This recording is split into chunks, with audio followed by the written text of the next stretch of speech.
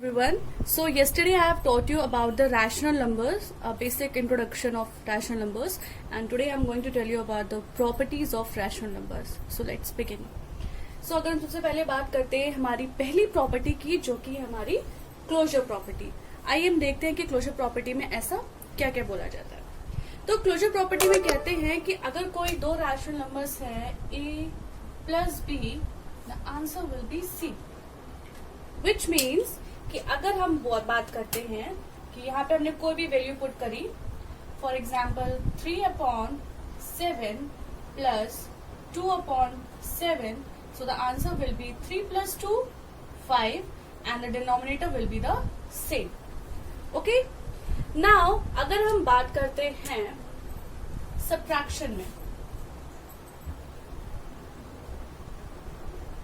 so in subtraction it says that a minus b is equal to c. तो चलिए इसमें भी हम कोई वैल्यू पुट कर देते हैं. For example let's take this number only 3 3/7 minus 2/7.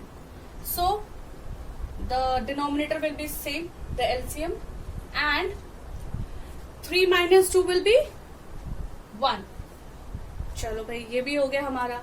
अब हम देखते हैं कि हम मल्टीप्लीकेशन में इसको कैसे करते हैं. For example in multiplication it says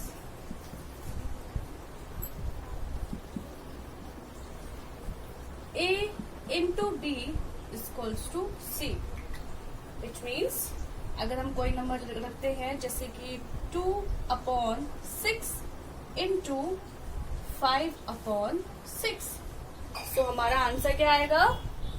2 5s are 10 and 6 6s are 36. Okay, this much is clear. Now we will move on to the कि a/b divided by c/d.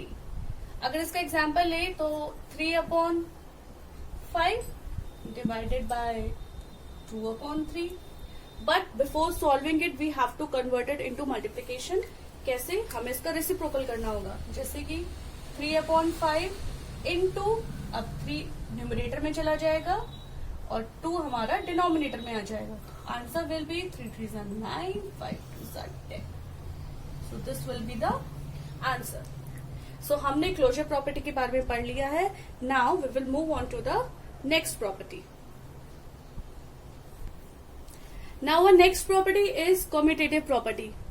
इसमें हम एडिशन में क्या बोलते हैं? अगर इसमें हम एडिशन की बात करें, so in this it is saying that if a number is a plus b is equals to b plus a, यानी कि अगर हम नंबर्स को इंटरचेंज कर रहे हैं तो क्या इनके आंसर जो है वो डिफरेंट आते हैं या नहीं? Let's see. Now I am putting the values. a पे हम रख देते हैं 2/5 plus 1, let's take 3/5 is equal to, अब इसको हम इंटरचेंज कर देंगे, which means 3/5 we will write first and then 2/5 we will write. Pause करो बेटी. Good example. Now our next property is commutative property. अब इसमें क्या कहता है? हम सबसे पहले एडिशन में देखेंगे कि what it is saying.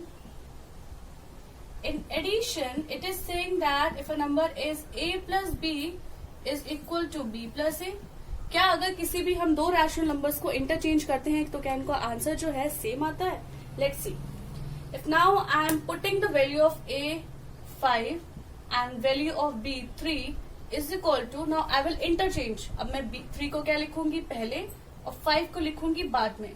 तो 5 plus 3 is equal to 8. And 3 plus 5 is also is equal to 8. तो यानी कि ये हमारा एप्लीकेबल है. Now moving on to the next, that is the subtraction. अब अगर subtraction में हम बात करते हैं तो if a minus b is equal to b minus a, क्या अगर हम a minus b को इंटरचेंज करते हैं तो क्या ये वही आंसर देता है? चलिए हम यही एग्जाम्पल लेते हैं. 5 minus 3 is equal to 3 minus 5. हमने 5 minus 3 करा, कितना आया? 2. But if we are doing 3 minus 5, यानी कि छोटे नंबर को हम बड़े नंबर से माइनस कर रहे हैं, so the answer will be in minus and it will be -2. So subtraction is not applicable. Okay, हमें क्या कहता है? So in multiplication it is saying if a number is a into b is equals to b into a.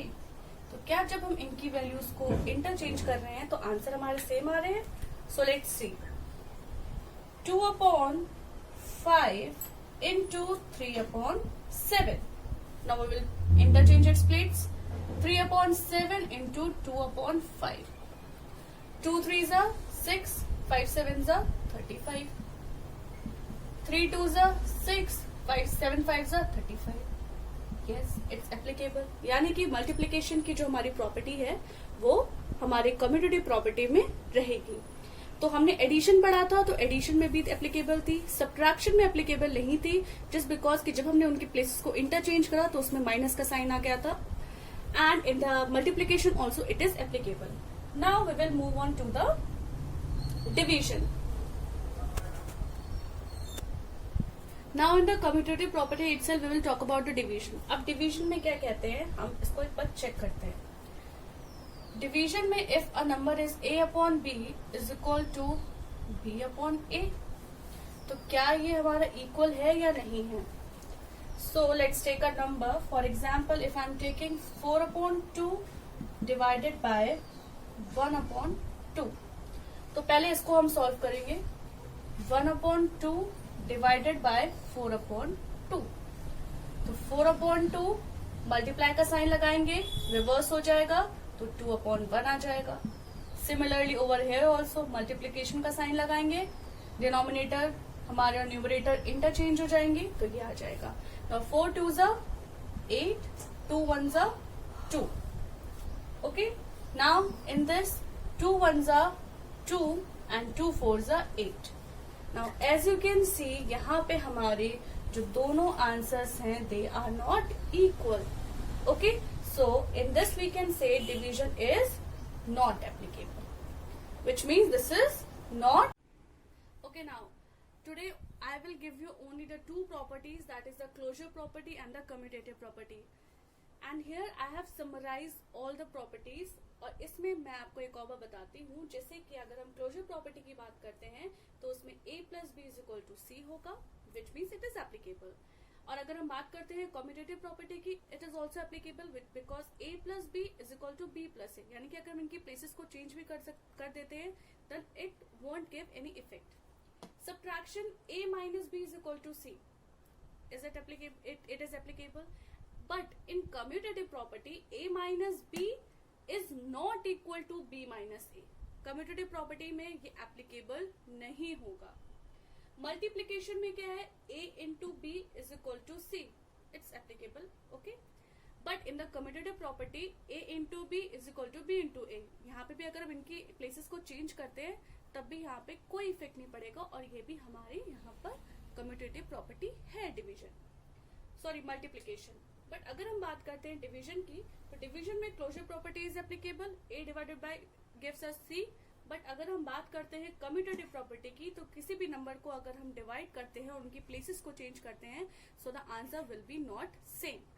So this is all about today and I hope you all have understood, and rest of the properties I will give you tomorrow. So thank you.